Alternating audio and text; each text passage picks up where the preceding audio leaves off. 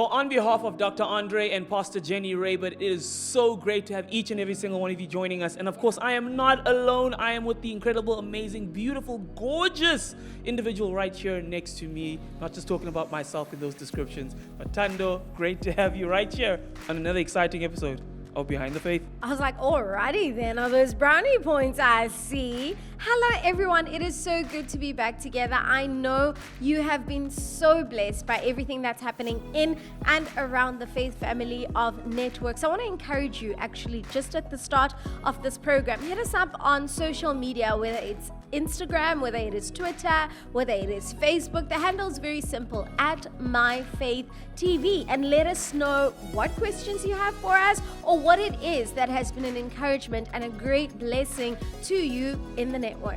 You know, guys, I'm so excited about everything that's taking place. Listen, I was actually out of town with our Vice President of Operations, Gavin Flanagan, recently, and we got to meet some incredible ministries and pastors out there. So we're hoping to connect with them soon more, and so you can see them right here on the Faith family of networks as well. You know, Tando, I'm so blessed by everything that's happening, but not just the ministers, people in front of the camera, the websites, the social media, Faith Now, all these things. I'm also extremely blessed by the team that supports this incredible vision. Yeah. The people behind the scenes, and how amazing it is to have such an incredible team right here at the Faith family of networks. Listen, it really is what the Bible talks about when it talks about us being the body of That's Christ, right. because there's so many members, so many elements, some of them which you may not see but are so vital and so critical in making sure that everything that happens in this place actually happens. So this is only a fraction. This right here is only a fraction. It really a very, very small fraction of what we have as a network and of who it is that makes the vision of God come alive and getting the gospel to you in your homes. So it's a blessing. It really is a blessing, Bande. I have no other words except like you can only stand and be in awe of God, of every single person who brings their unique gifts, their unique skill set, their unique talents, and ensures that the word of the gospel goes out to each and every single one of you at home. Yeah, that's incredible. So let's quickly go join up with Ray as we hear about his Faith Dome journey.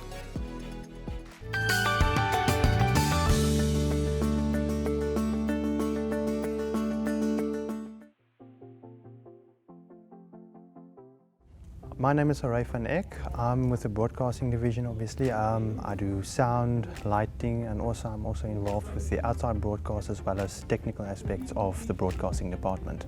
It's actually quite strange. I actually went to Beyond Adventure, which is the gap year program that's part of this whole structure here. I was there for the year and I got sponsored by the broadcasting division because I had an interest in it, and out of that I came to work here for my year. And in that year I thought, well, this is quite nice, I'm actually enjoying this. And I also met my wife here, so I thought, okay, I definitely cannot be leaving now. So, and that's 10 years later now and I'm still here. Well, put it this way, when the dome started, when Pastor A said that he's going to do this and they've got this vision, I thought the man has lost his marbles completely. Honestly, that was what I was thinking. But then a while afterwards, the Holy Spirit got me and told me, but don't you remember that something like this has happened before? This is nothing new. No, I did the same thing. He was obedient and people ridiculed him and laughed at him. And then I knew, what, okay, why am I joining the band then? Rather, how can I say, honor Pastor Andre for his obedience. And look at where Noah's obedience brought us. Basically, the repopulation of the whole world after the flood was up to them. Well, seeing everything, I mean, from what it was to what it is now, it's just amazing. I mean, you can't explain it to anybody. I mean, even for the viewers that are watching, I mean, if you want to know what it's all about, you have to be here to really understand and experience what's actually happening here. My expectation, well, I wouldn't want to say it's a second arc. I can't say that much, but let's say the expectation is that the reach that it has would be like the ark, that it will have a worldwide reach and it will affect the whole world, and that the souls will really truly start coming in and hungering even more for God.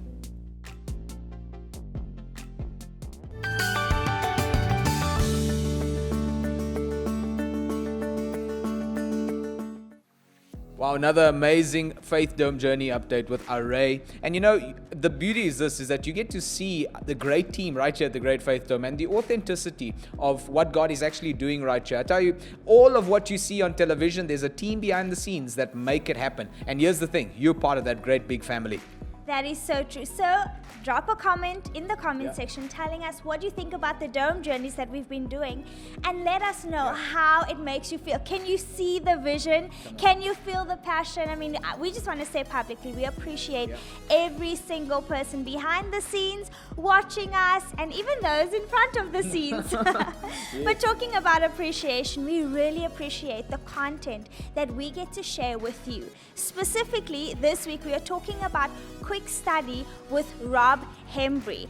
Every weekday, Monday to Friday at 3 p.m. And then on Sundays, we have Jesse Duplantis at 1 p.m. You don't want to miss this one. Wow, look, I tell you, all the content, every time I hear the content that we're airing, and the great programmers, I get excited because the word of faith is being preached. And I tell you, the Bible says in Jeremiah chapter 1 verse 12 that God is watching over his word to confirm and to perform it. So understand, as faith comes by hearing and hearing by the word of God, God is watching over his word to perform it. And I know, again, we've got another powerful interview up ahead. And here's the thing, again, if you've not yet shared this, whether it be by taking the link right now or just blessing someone with this very broadcast, go ahead and do so right now. But that interview, tell us a little bit about it, Shante.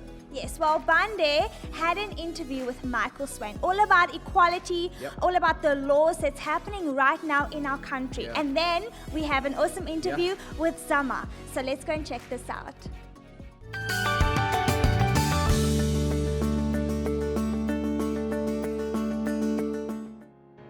Welcome to the catch-up session right here on Behind the Faith. Today we are joined by Freedom of Religion South Africa, Michael Swain. Great to have you joining us right here on Behind the Faith. Thank you, Banda. Great to be with you. Great to be with your listeners.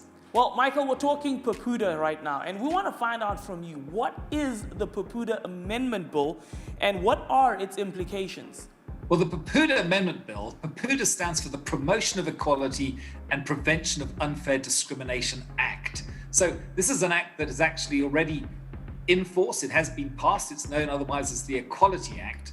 And what it does is it gives expression to Section 9 of the South African Constitution, which is typically known as the Equality Clause. In other words, you cannot be unfairly discriminated against, and it also includes elements of hate speech for a variety of reasons. Obviously, race, sex, gender, sexual orientation, age. There are multiple characteristics, or categories rather.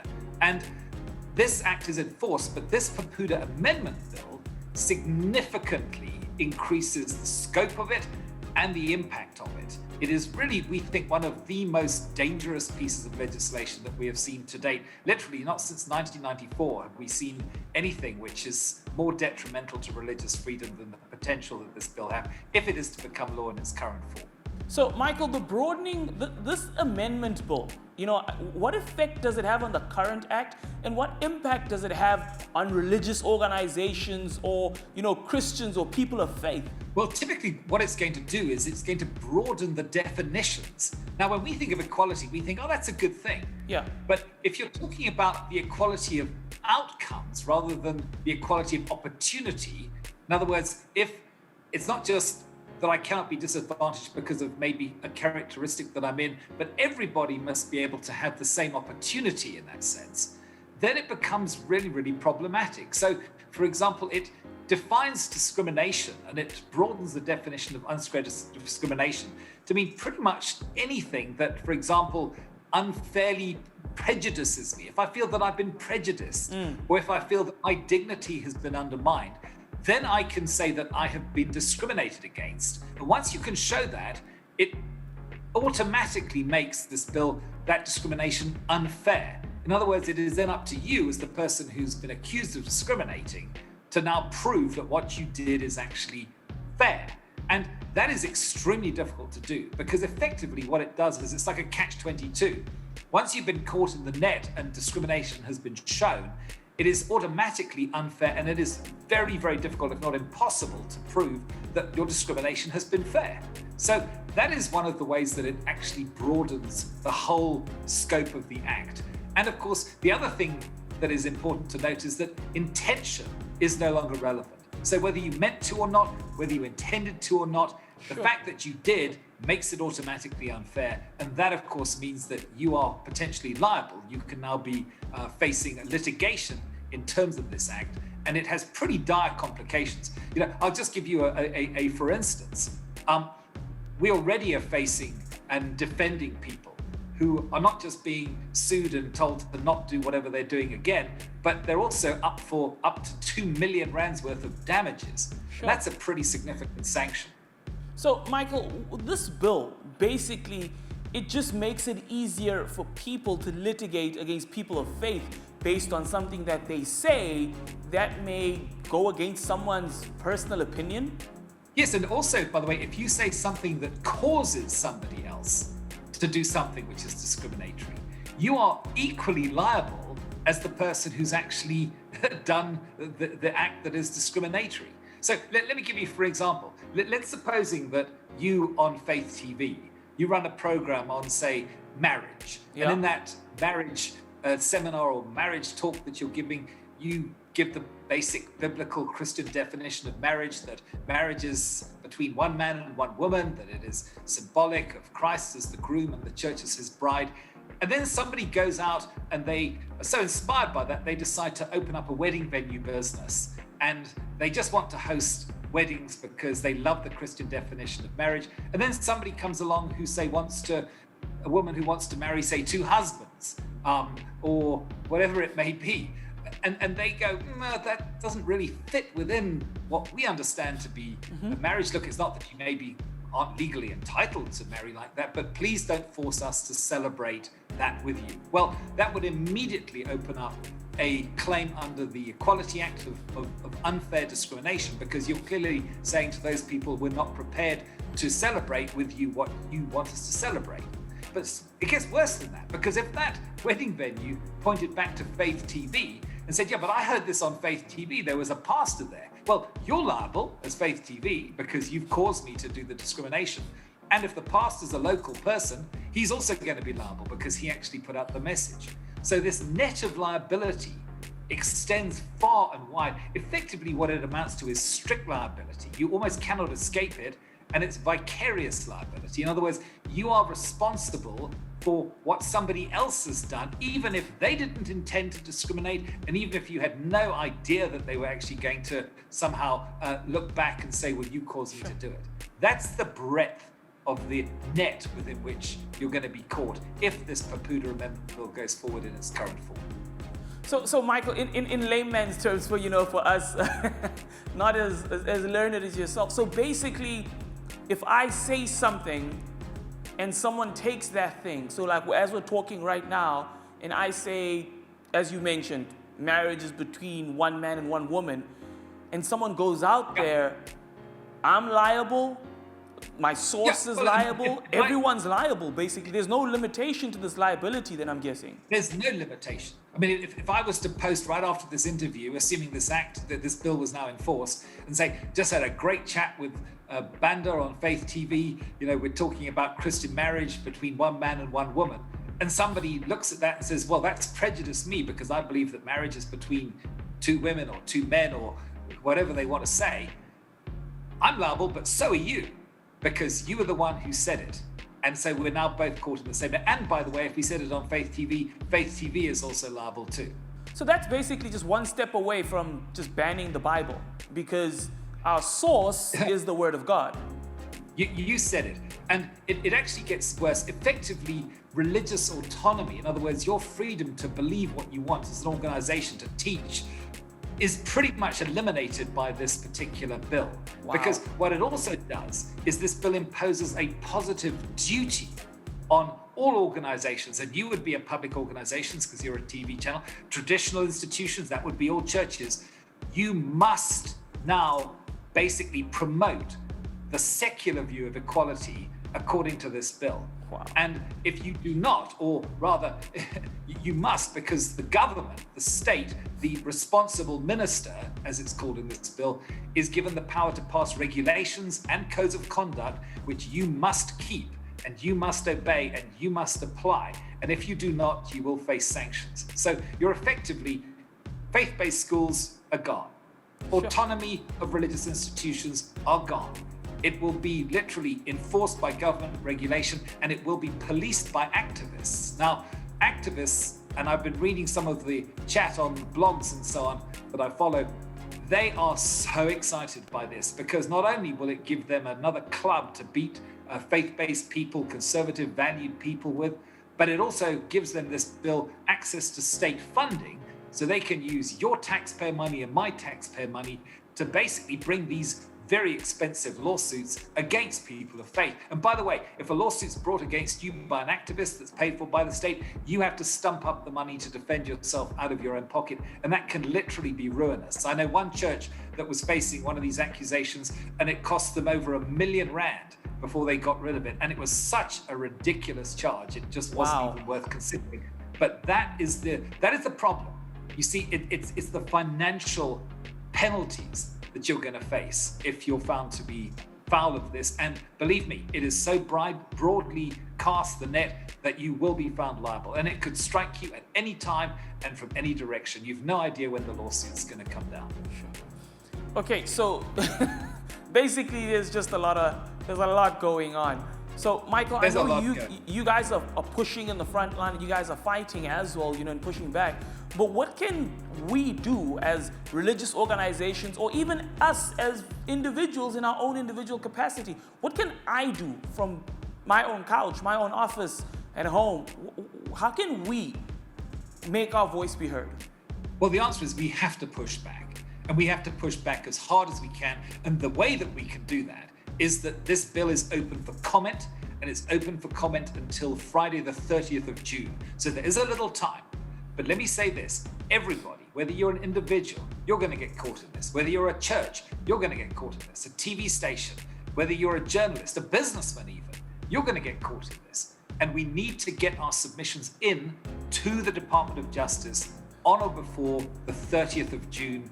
And what you can do to do that is you can get onto the 4SA website. That's www.forsa, because we have prepared a template submission. In other words, we've basically analyzed this. We've picked out the worst parts of it that we believe must be objected to. And you can simply take that. You can take it as is. You can copy paste it, put it on your letterhead, do whatever you want to it, but get it in to the Department of Justice. If we push back on this, I believe we have a chance to beat it. Sure. You might recall that not so long ago, we had the hate speech bill, and that would have pretty much made anything that you said criminalized under the act. You could have gone to jail for that. Well, they had over 60,000 submissions against it. And as a consequence, we got a protection for religious freedom inserted into the second draft of that bill. And it hasn't actually come back onto the table since then. So we must take advantage of our democratic right and push back as hard as we can to make sure that our voices are heard. So again, get onto the 4SA website. We also have a whole lot of videos, by the way, that you can watch that just gives you the little nuggets so that you can send them, play them, send them to your friends. Let's get this thing out, please, far and wide, and let's make sure that our voices are heard. There has never been a more serious threat to religious freedom in this country, not since we became a democracy in 1994. And it's not just going to impact us, it's going to impact our children as well. So let's stand up. Let's stand up for faith, and let's stand up for freedom. That's awesome, Michael. Thank you so much. And I know this is going to be one of many conversations we're going to have on a regular basis. And thank you for informing us and keeping us informed and for the work that you guys do. And I know that our partners who are watching right now, even if they want to support you guys, they can go to your website, which the details are on the screen as we speak, so that they can connect with you guys directly as well, watch those videos, download those templates, and even support the great work you guys are doing. So thank you very, very much from the bottom of our hearts, Michael. Thank you so much, Banda. Great to be with you again. Well, that was Michael Swain from Freedom of Religion, South Africa.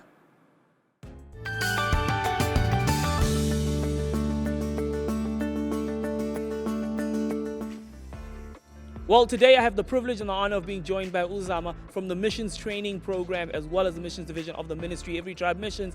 Zama, it is so good to have you right here on Behind the Faith. Thank you, Bande, for having me.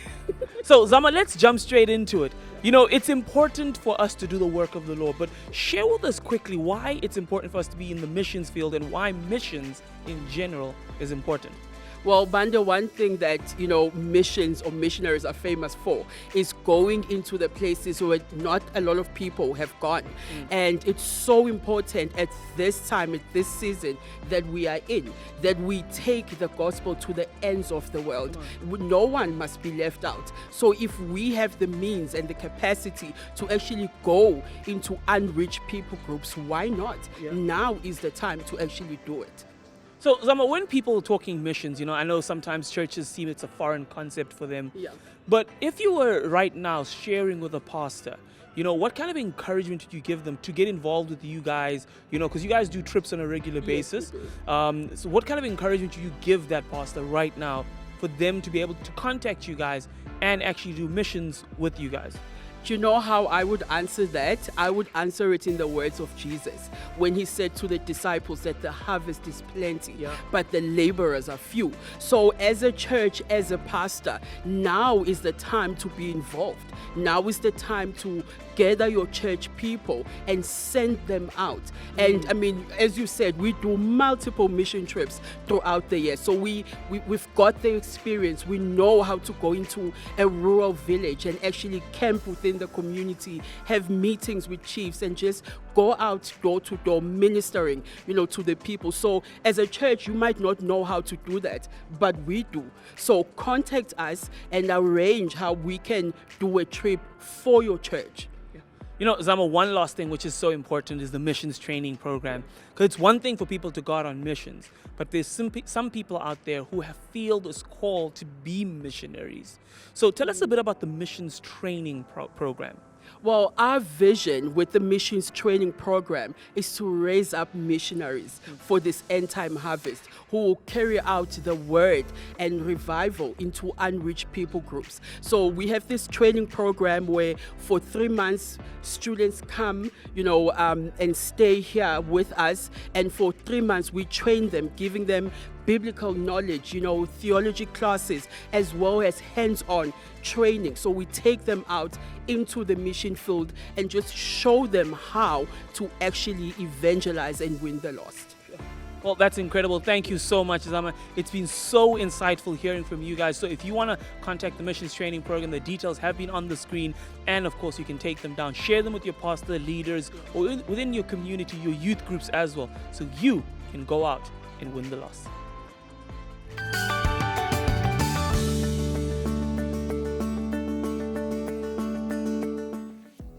So there you have it. You have to be a part of a missions trip. You have to be part of the mission work. Tando, it's so incredible and so important for people to be involved in the missions field, reaching people for Christ. Yeah, it really has been beautiful watching every single thing that every tribe missions has been doing. And I really want to shout out every person, not only the Faith family of networks, but every person who has so supported every tribe missions in ensuring that the message of Jesus goes to, every single household, ensuring that there's no house, it's almost like no stone is left unturned, making sure every person gets to hear the gospel and they get to have their spiritual and, in their partnership with Faith Cares, physical needs met as well. Well, as you guys saw it last week, the flood took the whole week. I hope you guys were blessed by that. But don't forget, continuing this week, you've experienced it Monday, Tuesday as well. It has been Faith Today with Dr. Andre and Pastor Jenny Rabbit and the team. But this coming Wednesday, tonight, later, just now, don't forget, it is Zoom Cell Wednesday. And on Thursday, you can jump in and join the Buffalo City team. And every Friday, Next is live, the Next is here. All of these programs from 6 till 8 p.m. Central African time. And then on Sunday, Take Me to Church. It is Faith Worship at 9 a.m. Central African time. We are joining together. We are worshiping the Lord together. Remember, you cannot neglect the gathering of the saints. And that's exactly what Faith Worship is here to help facilitate. well, thank you, Faith family, for being a part of the Faith family of networks. your seed helps us reach the nations of the world and do the work that we have to do. It is your encouragement, it is your partnership on a monthly basis that has enabled us to go out and preach the gospel of Jesus Christ, allowing the word of faith into people's homes, Tando, so that they can be blessed and be encouraged by the work of the Lord. You know what? I love, the word of the Lord in Amos 3:3. It says the following, that how can two walk together except they be agreed? And that speaks not only of our walking with the Master, walking in fellowship with Him, but there's a response element to it, because if we really declare, or if we really profess that we believe in everything that God has called us to, there's an action that's required, to step into what He has called us to be. So I want to encourage every single person. Thank you to everyone who's been on this journey with us. And if you've been maybe passively on this journey, or you've been on this journey and asking yourself a few questions whether or not to partner, I want to encourage you to actually prayerfully jump in the rain. I remember Greg Clare was actually mentioning something about jumping in the rain. I want to encourage you to really jump in the rain and support, because what we're doing in this place, it's only a milkshake, a coffee. I know how much those actually cost. Sometimes it's just a 50 bucks that we have, that we spend on, your favorite coffee. I don't know what yours is. I know I love iced coffee, or it could be, it doesn't matter. Just decide. I want you to just decide to plunge in and to sow a seed into furthering the gospel, because we are walking in agreement with the Master and walking together on this partnership journey, making sure that the message of the gospel goes out to the ends of the earth. Yeah, well, thank you, family. That's a powerful word, Tando. It's incredible and encouraging. So I want to let you know that we're praying for you. We're standing with you. And on behalf of Dr. Andre and Pastor Jenny Ray, we love you. God bless you. See you next time. On behalf of Dr. Andre, Pastor Jenny, and the team from Faith. You've got to use that in the show. That's gonna be a blooper. That's gonna be a 100%.